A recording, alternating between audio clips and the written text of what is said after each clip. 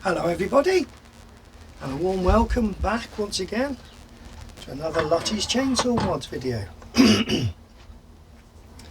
I thought I'd do this video on the back of the last one, really, to be honest with you. The last one I did, I was explaining how my high revving chainsaws are no clone. Pretty much blew up, but the bearings broke up because, as I said, if you watch the other one, I'm just going over old stuff really, but it was revving to 18,500 revs and cutting at 14,000 RPM, which is mad, you know. I always knew that, to be honest. Never really thought it'd hold out at all. I thought it'd blow up pretty well really quickly, sort of thing, but it did just a smidge under 4 hours of actual work before it started giving me issues. And I explained on the video that the bearings broke up. I don't think I've got them anymore to show you, but I did. Oh, they are. They're here actually. They're here. So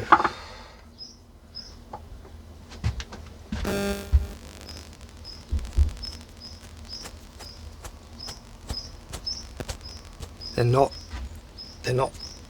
rolling properly. They're sticky, clicky, horrible. And they, as you can see, they're quite black inside. It's basically the case hardening's started to fail, and it's not surprising. I'd said before that I was surprised it was still going, and I was about to pretty much maybe raise the oil in and raise the fuel slightly more, which would have stopped it revving as high. And I was gonna build one of my expansion chambers, short expansion chambers on the silencer muffler, just to slow it a bit, and it would have been okay. But at the end of the day, then bearings are gone. Now the bearings, I think, started to fail a while ago because of the actual reason that it actually failed on me. So it became difficult to start, and it wouldn't keep running, etc, etc, like it had got an air leak. And I did find that the seals weren't great. There was a gap. Now I was gonna change the seals, but I'd recently changed them because it was popping them out because of the speed it was going. It tends to, these things, when they're pumping that kind of air at 18,500 RPM, they create a lot of pressure inside the crankcase, and I started basically Loctiting them in, these bearings, these seals, because it just pops them out once you've got them going really well. So there's good and bad about it. I mean, my porting and tuning and general lightening of the components, big carburetor on them and all the rest of it, is obviously working, because those saws generally are, I think they're rated at around 12,000 RPM, something like that, max. And I got it to 18,500. The horsepower is 3.1 horse in standard form, and this one was 5.9, almost 6 horsepower. Mainly down to the speed, because the torque was lower than another one that I tuned up. Anyway, I'm waffling a bit now. So what I've done, firstly, the bearings that were in it were out of it was a cheapy Chinese saw that I built to make go that fast saw. It wasn't a Parker one, although they're the same saws. Some of the cheap Zenoas have got really cheap parts on. plastics for one thing, but I don't know how far in they go with the cheap components, because I've had some bad components, I've had some good components. So what I've done, I bought the bearings I've got are, here's the bearings I've got. I mean, they look the same, but they're SFK ones, which are Italian bearings. I just think they might be a bit better. Yes, people are going to say stick ceramic ones in it, lovely jubbly. Now I've priced up some of them ceramic bearings, and the dearest ones I've seen is £130 each, and a sort of a lower priced bearing, I think the cheapest is around £35 each. For me, firstly, that cutting speed that I just said with that saw, it's you know, it was cutting at 14,500 RPM, and what I was finding was that the chains weren't standing up to it. You can have a look actually at the bits while I'm sort of waffling on at you. So there's me sawing bits, pretty much most of the bits there, like. Okay. Casings and all the rest of it. I don't know if any of you have ever stripped one of these completely, whether you've gone as far as I've gone with mine, but you know, they're a real good saw to strip. They really are. They really are. They're dead easy to take apart, to be fair. You know, I've got an MS362, a still one, but that 362 is a bit of a flipping nightmare to get apart, to be honest with you. You know, you've got to sort of knock up some special tooling and what have you to split the casings without damaging them and all that. So it's a bit of a nightmare. But this was a piece of cake. You know, it's got a decent gasket around it. Easy to get off, easy to scrape off. It's only a small gasket, and the reason why I like tuning these basically is because all the bits are cheap. Now I'm going to explain something to you at the moment, but there's a case, look, with a gasket on it. Now this is a new gasket. So I did a bit of a silly thing. Okay, I ordered a crankshaft off eBay, cheapish one, 12 quid I think it was,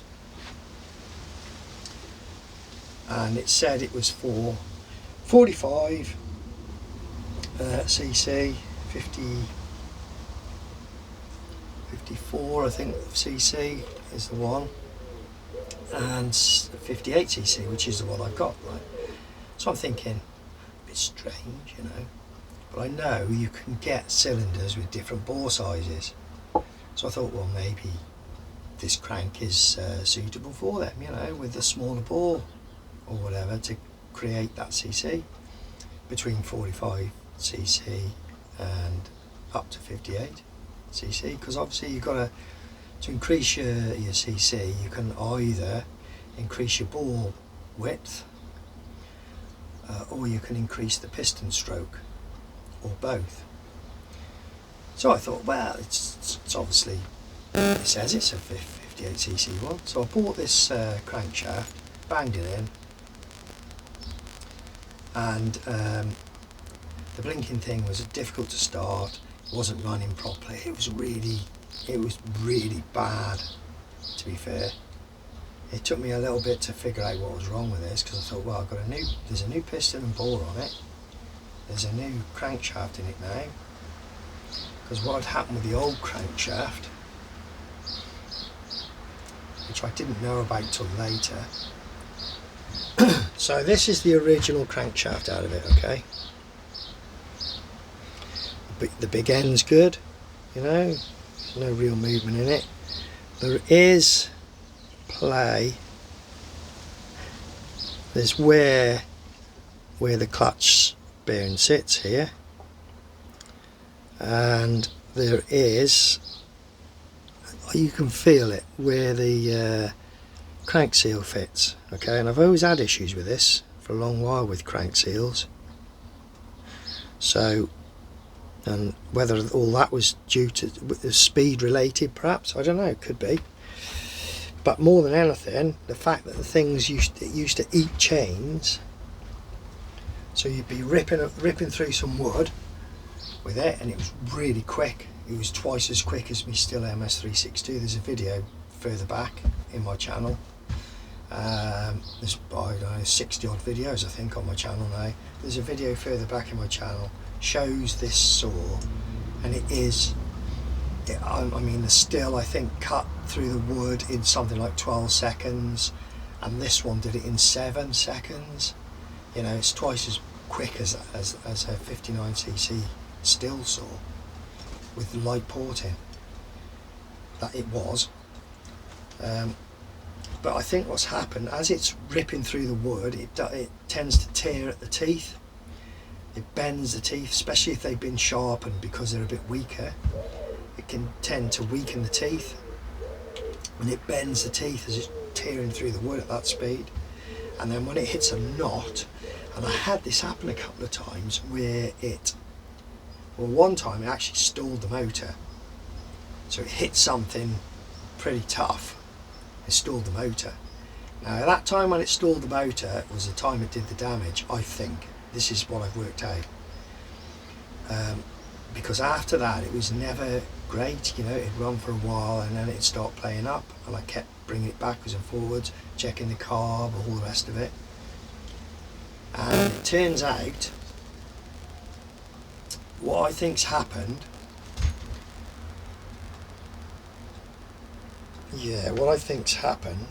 is that as it's been ripping through the wood, the clutch is on this side, flywheel's on this side, and I think it's stopped it dead on whatever it hit. It might have been for a split second. Now these are only pressed in. The big end pin is only pressed in, okay? That's all it is, pressed together. You can take them apart in a press, and they're pressed in. Now can you see that one there? It's level. That end of the pin is level with the actual weight, the crank weight. Well, the one on the other side, look, it's come loose. And I think what happened, because it isn't loose, it's tight, but I think it's just jerked it, and I don't know whether you'd be able to see, but the weights are not actually lined up properly. Look, don't know if you can see that. They're not quite lined up. See how the bottom one sticks past more than the top part? So I think the one side, it's one side has slipped one way or the other as it's jerked, and what that did, you might not think it's going to affect it too much. It maybe cause vibration, which I would have thought, but what it's actually done is it's eccentricated the shafts, so the shafts are now doing this. Only slightly, I don't know, probably half a mil I suppose, or something like that, but it's enough to let air pass the seal. So I mean, this could be repaired, but I bought a new one because of the wear around the clutch side, mainly, to be honest with you, and where the seal is, where the seal goes. Okay, so I bought a new one, but I'm going to keep that. Now, the crankshaft I originally bought for it was this one, advertised to fit them all basically, okay? and I ground the weights to make it a turbo crank, which I explained on the last video. That's by the by at the end of the day. Put it together. Also what I did, because the original one where the bearings had been running and it had gone loose, so it had worn this shaft, these shafts, and it had worn the bearing as well, and it was spinning slightly inside the bearings. So I thought, well, I don't want that to happen again. So I Loctited this into the bearings when I put it in, and I never really did a lot of work on this other than putting turbo vanes on the weights. But as soon as I worked out, I got it apart again, and I worked out this is a short stroke crank. Okay, it was sold, as I said, to do a 58cc saw. So I got on the internet. Now if you're going to buy one of these for your saw and it says will fit Zenoa 45cc, 56 and 58cc, trust me, it won't. It might do the 45 and the 56, I don't know, like it might do, I don't know. I imagine it's only going to do the 45cc one, right? Because this is a short stroke crank, and it's, let's just see, so 1.5, it's 3mm shorter in stroke. This one is the one that I bought. Now the reason you can tell, so let's show you the new one actually. The way you can tell on these, so you get your two together. So this is actually the one that's going to go in, and I've put turbo vanes on the weights on this one as well, but I've also lightened it, look, lightened the conrod, bored holes in it, lightened the small end as well. Okay, try and make it last a bit longer. But the key point of this, I wonder if I can put a light on. I've got a light here somewhere. Is it any brighter for you? Maybe. Okay, so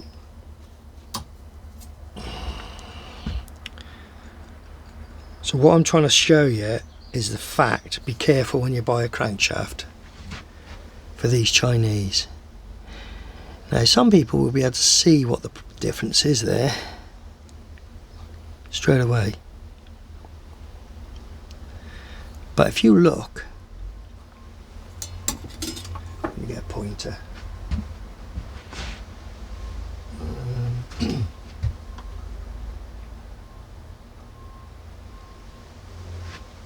So if you have a look at this, now then, can you see a difference between the gap space in there and the gap space in there? Yeah, big difference, isn't it? And that is how you get, so this one is your short stroke one, look, and this one is your long stroke crank. Okay, that's the only difference with these crankshafts. Everything else is exactly the same, except this one is your short stroke, this one is your long stroke crank, and look at the difference, and there's 3mm difference there. Okay, so when you measure it, so short stroke crank, okay, I'm only doing this with a rule, but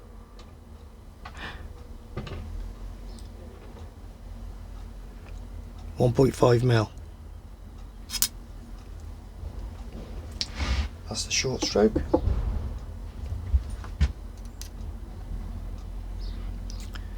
.3mm. Okay. Well, you can see that. If that's light's helping, actually, is it? Let's just turn it off. Yeah,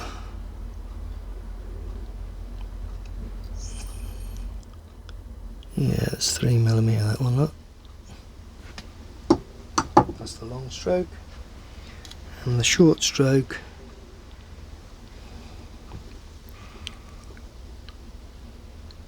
is 1.5mm till it touches the edge of the pin. Okay, so that's something I've learned, to be careful what you're buying. Now, I was a bit worried about ordering this one because I thought, well, what am I going to do? Because a lot of them say it'll fit them all, the crankshaft. So, but this one I found on, I think it was Amazon. Yeah, it was Amazon. And the Amazon one, it's about 20 quid. I mean, they're not dear anyway, but at the end of the day, this one was like 12 quid. The other one. No, sorry, this is the cheap. No, that's me blinking. Yeah, this is the cheap one. So it was about 11 quid. This was off eBay. Okay, nothing wrong with eBay. But what you need to do when you're ordering them is make sure it only says for the 58cc. I don't know if it'll do the 54cc one. It might, I don't know. Without taking a crank out and measuring it, I don't know. Because that could just be the actual bore width that's different. I really don't know. But I do know about the 58cc one because I've got a bloody load of them. And the 58cc one definitely has to have the long stroke crankshaft. And like I said, there's 3mm difference. Sorry, there's a 1.5mm difference. So it's quite a lot more stroke, to be fair, you know. So the cheapy one has got 1.5mm difference. So it'll be going up, and then down. This one, as it goes up, it's going to give you an extra 1.5mm that way, and then as it comes down, it's going to give you an extra 1.5mm that way. So it's 3mm of stroke, okay, extra. And that's why the reason it wouldn't work is because obviously you've got, you know, your port timing. It's out by 3mm basically. 1.5 up, 1.5 down. 3mm difference. So the exhaust port's going to be out, 3mm, the intake, transfers, everything. And that's why it wouldn't run right. Plus the fact I lower the cylinder anyway, I always take the gasket off. Remove the base gasket. So, and that's why it wouldn't run properly. I could get it going, it would run, but then I realised, I thought, I'll just check the squish on this. There's something weird like this. Check the squish was way out. There was an extra 1.5mm clearance at the squish. So that's something that I found to be aware of. While I'm on the subject of cheap bits, I'll show you something else.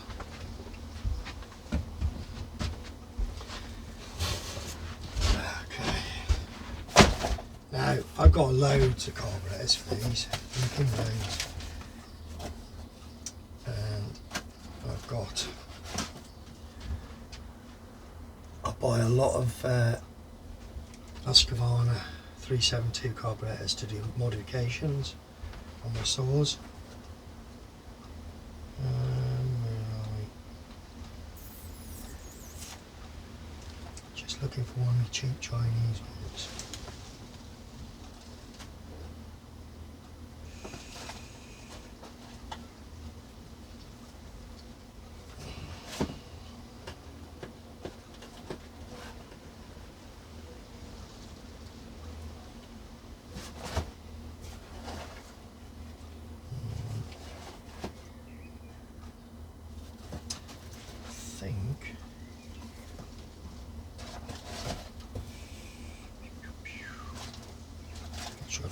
bloody things away, I don't think I am. I come on here. Husky carbs.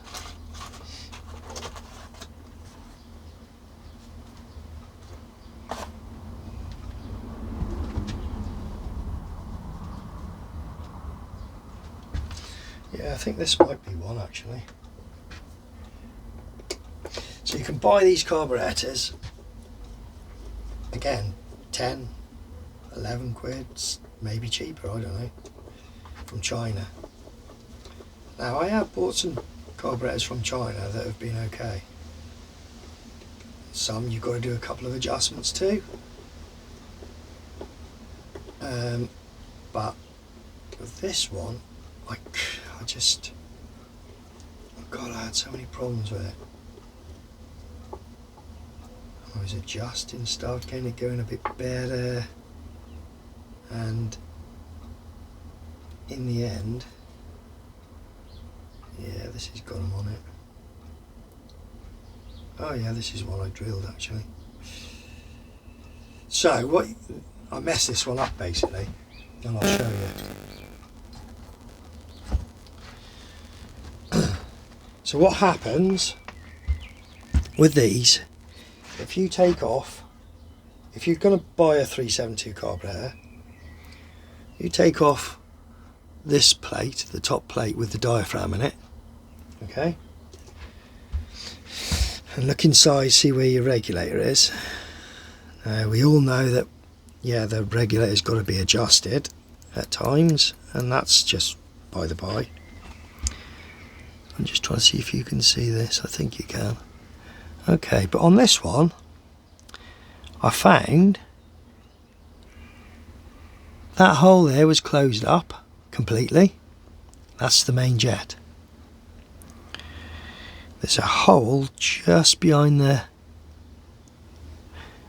needle valve. Can you see it there? That also was closed up. That was not there. Now I managed to drill that out, and I think that's okay, but I messed up because the main jet hole, if you look, I didn't have a tiny drill. So what I was doing, I have repaired one like this, so I drill it with the smallest drill I've got, but don't go right through, and then just poke the last bit with a sharp implement like this dart or something until you've got a tiny hole in there. And you know, that's always worked. But this one I went through, look, it's quite a large hole. It should be similar to them, to the high and low jet holes.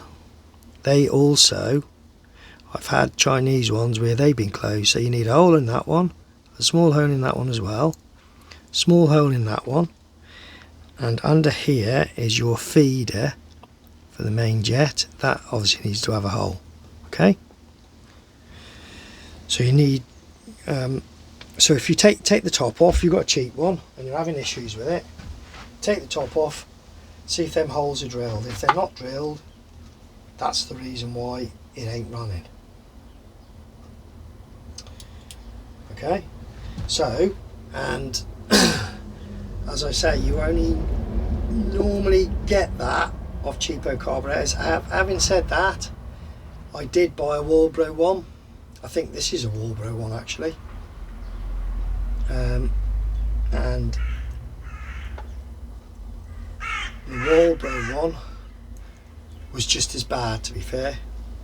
I'd say it's more about price, because I bought 2 more Husky carbs to replace the faulty ones that I've got, and they've all got the holes in. Okay, so just be careful with that. If you're buying them too cheap, okay, it might be a bag of worms, you might get 1 in 3 that might be alright, I don't know, but it starts to become a lot of money then. You know, if you're paying £11-12 for one and you're ending up buying 2 or 3, you might as well just buy one for 20 odd quid. It's still pretty cheap, but if you pay that kind of money, usually they are okay. That's just from my own experience. Okay.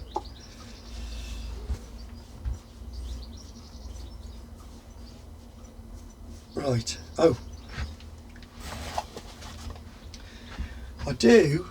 I make these for these Sanoas, these air filters. Okay. So I take the elbow off, the air filter mount. Take that off, because if you've got an elbow, it's going to be a restriction. And then basically I bolt this right onto the back of the carburetor. Okay. That's how I've been doing it, but I have found that the motors are starting to shake these things to bits. Okay, there's an insert in there, it's really loose. They're shaking them to bits. So I've been messing about, experimenting, seeing if I can come up with something a bit better, a bit more simple. I bought a few filters of different types of saws, Stihl, Husqvarna, or whatever like, and I've been trying to experiment to try and get something that I can just put on them, and I've come up with this,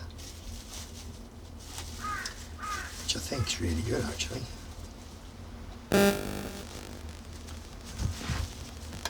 think it's really good. Okay, so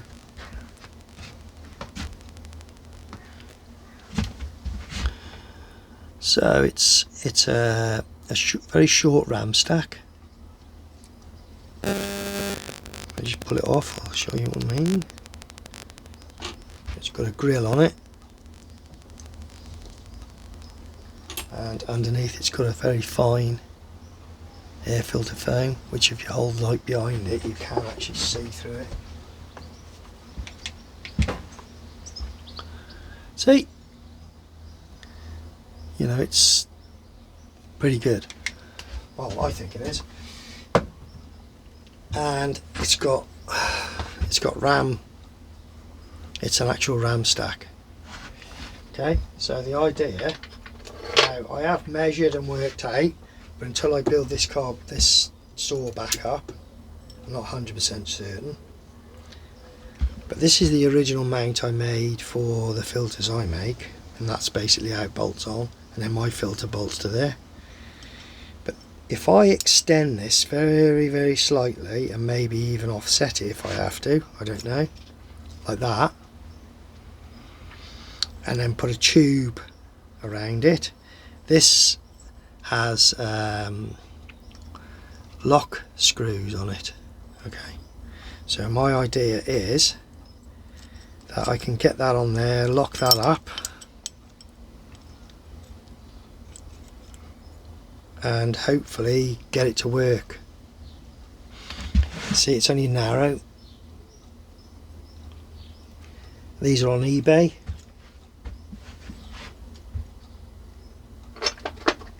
I think it'll work in the casing. Now, also I cut back, so my casing, I've cut this middle section out as well, because it just sits above the handle. You can't hardly see it's there, it's only a small area. I've cut it out to try and gain a little bit more room, and I've got a feeling that this is going to fit. I think it will, which, you know,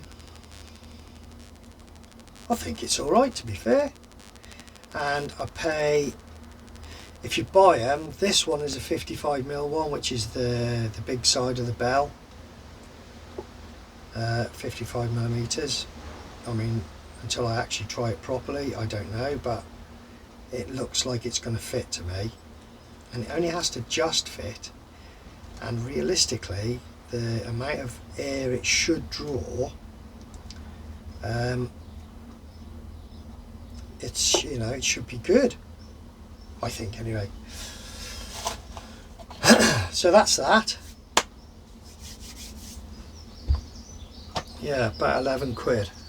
on eBay, 55mm ones, but you can get smaller ones, get bigger ones probably as well, but you've got to try. Well, I mean, what you could do is cut the back completely out and buy a longer, because you can get them in different lengths as well, and you can buy a long one that actually just sticks out of the motor. And for 11 quid, if you have to buy a couple, I suppose it doesn't really matter as long as you get the right one. And if that one fits, that one there fits, I'm happy with that, because it'll fit inside the case, because I like the saws to be compact the way they used to be, even though they go better. I put I put grills, see, in the tops of mine to help let the heat out. Just riveted it in.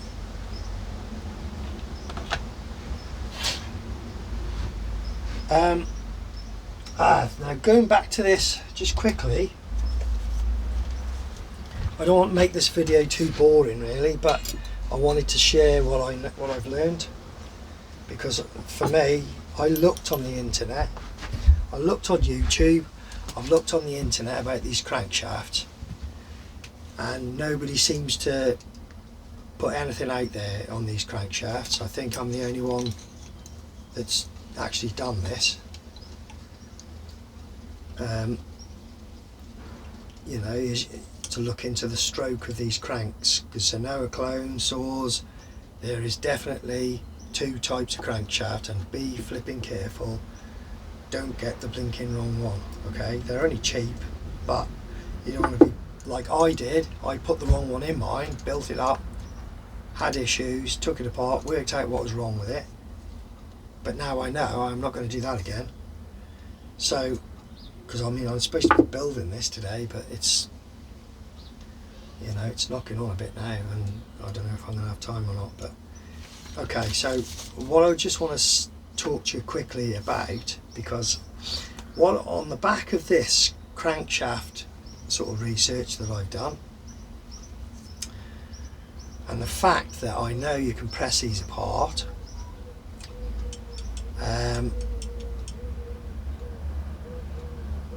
let's see, I made a tool for these as well, pressing these out, which I can do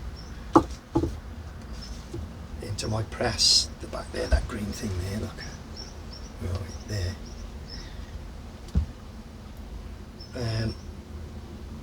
So what I'm going to do is I'm going to get one of these short strokers.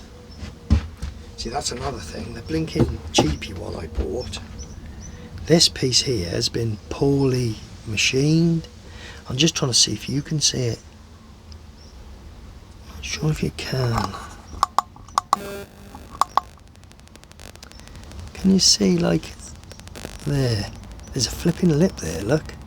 Now bear in mind, this is done no miles, because I had trouble with it, and there's a definite groove there. This is an 11 pound crankshaft supposedly that would fit everything, right? Well, it doesn't. So I bought another short one here, which turned up before I got me 58cc one. So I thought, well, I've got this one.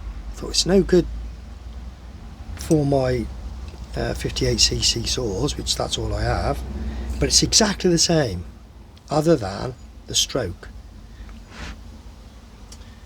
As I said, the distance between the actual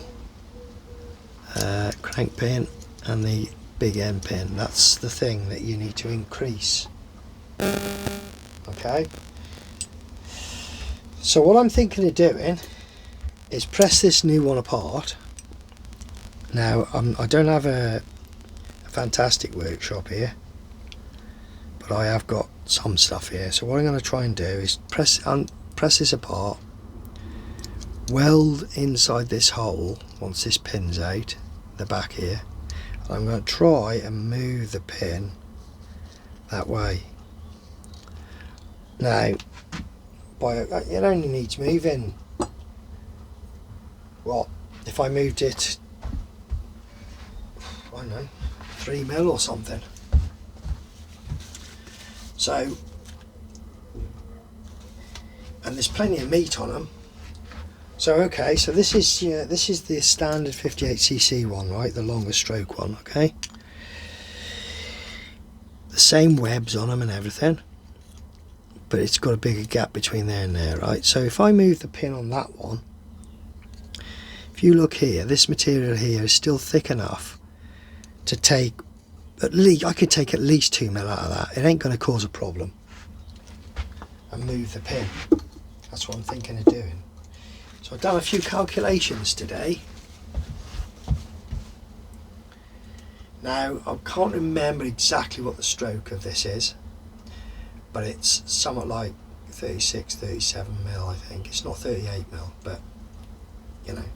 So anyway, I've done some calculations, pi r squared and what have you, and I worked out, taking pi as 3.142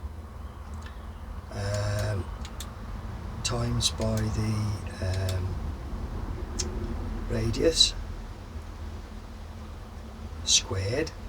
So the radius squared, in other words, so your piston is 45 mil on this one. Well, the ball's, it's the ball you should be measuring really, not the piston, because the piston's going to be smaller.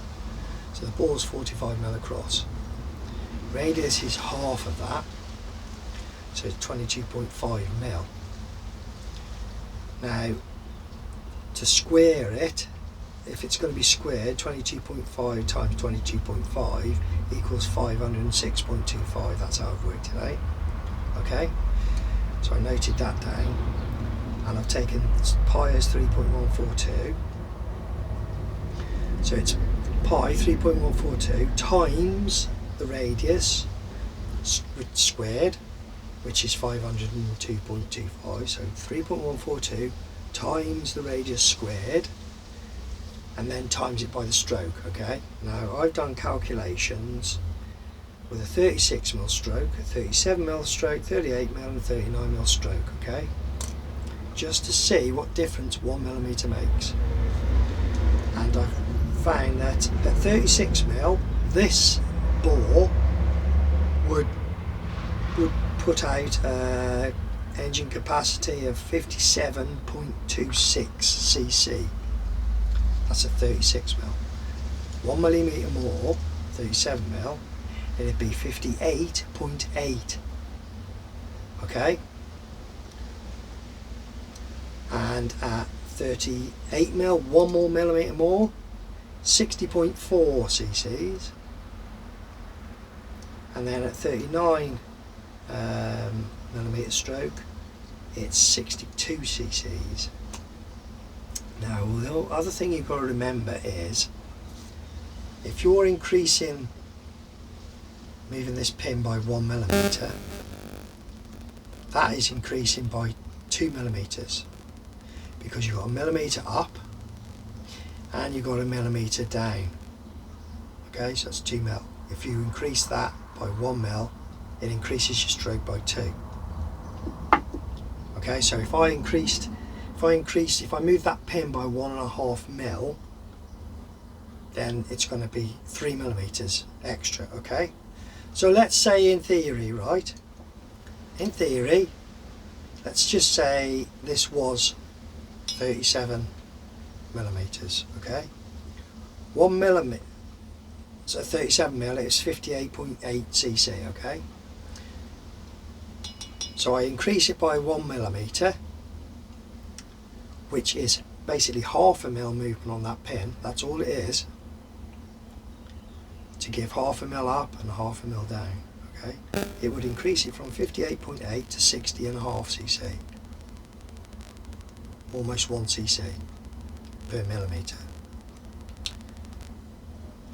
Now, if I go from 38 mil to 39 mil, 1 more millimeter, it's actually 62 cc, or 62.034 cc. So, I mean, you're looking on this calculation here, 37 mil 58.8 cc, 38 mil 60.4 cc, 39 mil 62 cc. So it's close to 2 cc. It's over 1 cc. It's about 1.8 cc's for each millimetre, and a millimetre means half a mil movement here. So I assume because this is sold as a 58mm saw, it's probably got a 37mm stroke. So realistically, if I moved this pin by a whole millimetre, which gives me 2mm movement, this saw is then going to be a 62.034 cc saw. So I could do that. Move this by 1 more millimetre, and that's just something I've been thinking about, like, because obviously, you know, this is part of what I do on this channel. I like experimentation. You know, I've sort of come up with I found an issue that it was a struggle to find the problem with it, don't get me wrong, it really was. You know, I messed about with this saw for quite a bit, and it turns out it's the blinking crankshaft it's incorrect. So yeah, so I'm going to put that right.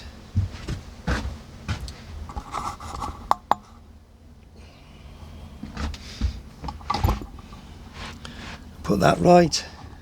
I'm going to rebuild all this. Hopefully now I'm going to start doing it.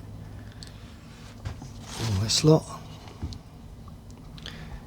And the other parts are up there, look.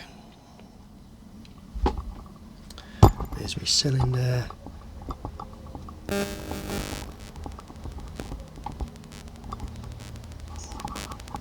So I'm going to have a go, see what I can do.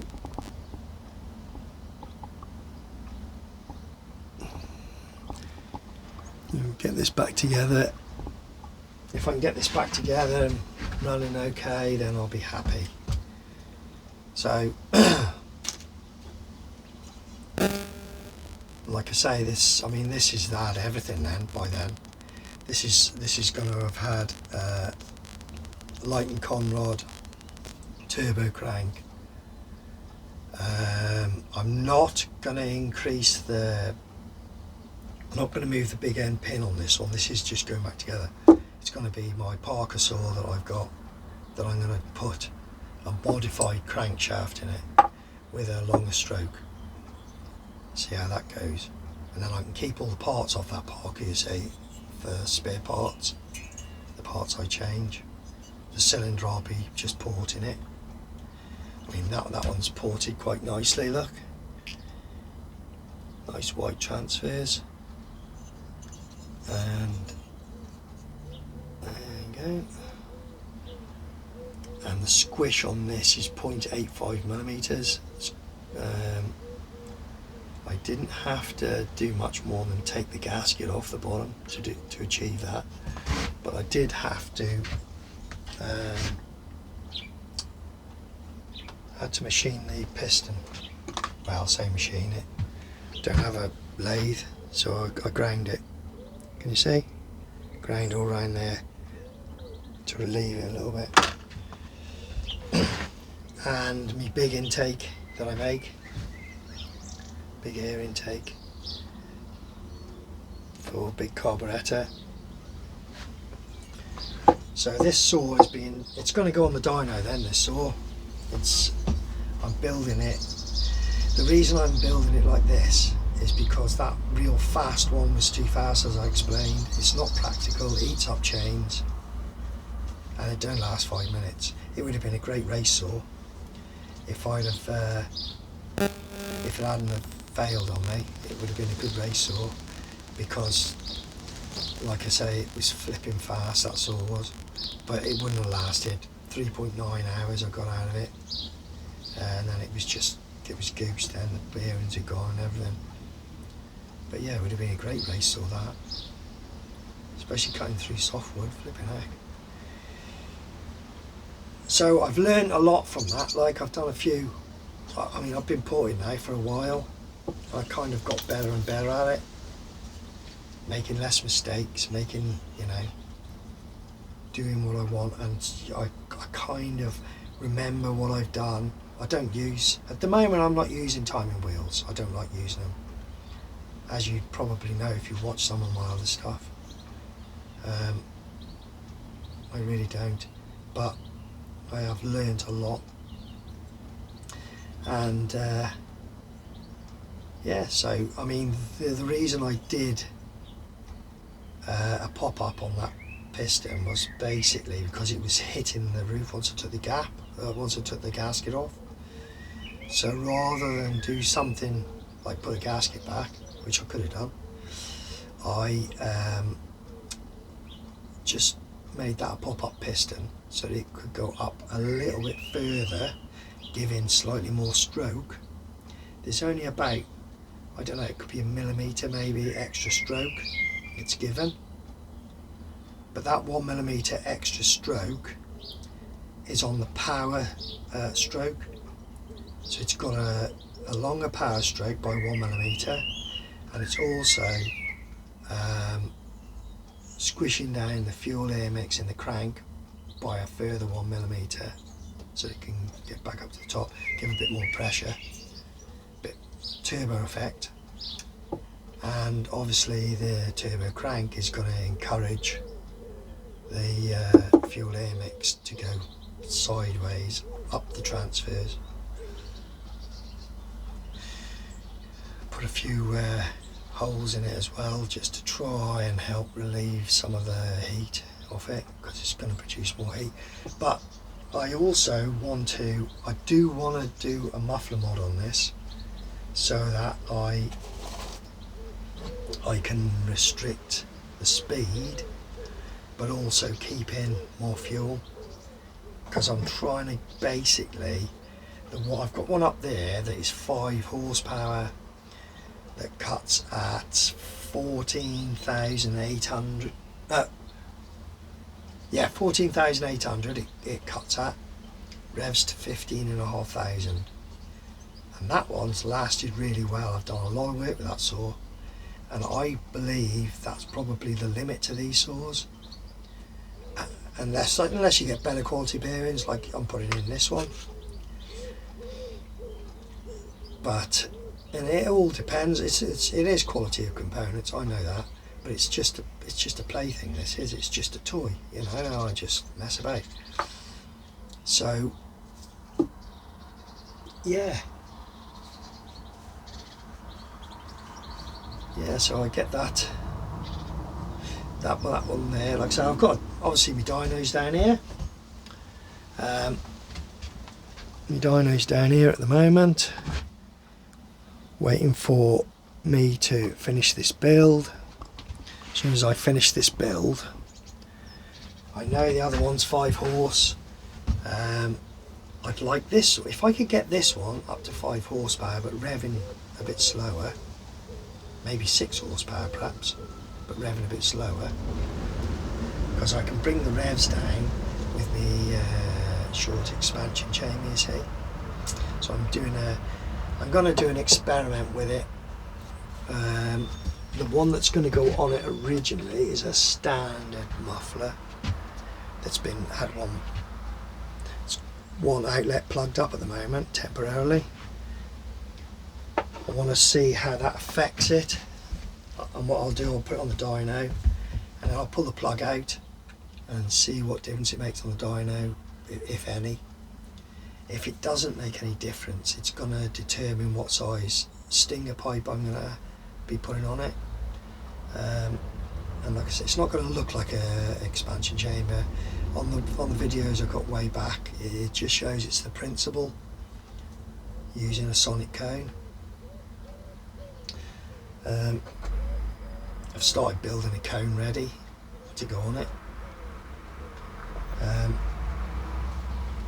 So it'll have a sonic cone, and then it'll have what I'm going to plan on doing is putting a pipe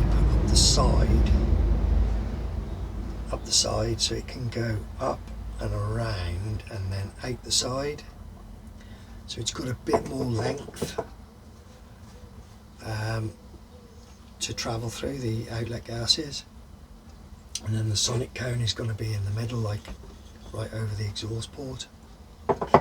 That's the idea. I'll see how it goes, and what I'm going to do is put the standard muffler on with or without the plug on a dyno, see how that goes, and then when I built the one with the expansion chamber, I'll put that on it and run it again, just do a bit of experimentation. So I'm going to get on now and start putting this back together. It's been a long video, this one, I'm afraid, but I hope you've enjoyed it. I've learned quite a bit really on these, you know, these crankshafts on these. Hope it's been helpful to you. When I post this out, I'll put on it that it's got sort of crank stroke information on it. Hopefully it'll help some people that are having similar issues. Maybe they put the wrong crank in theirs, I don't know. So once again, thanks very much for watching Lutys Chainsaw Mods. I really hope you've enjoyed it. Please, I hope you don't think it's too long, and please keep watching, like, share, try and get the channel going for it. It's been a while since I put one on here. So thanks again anyway, and bye for now.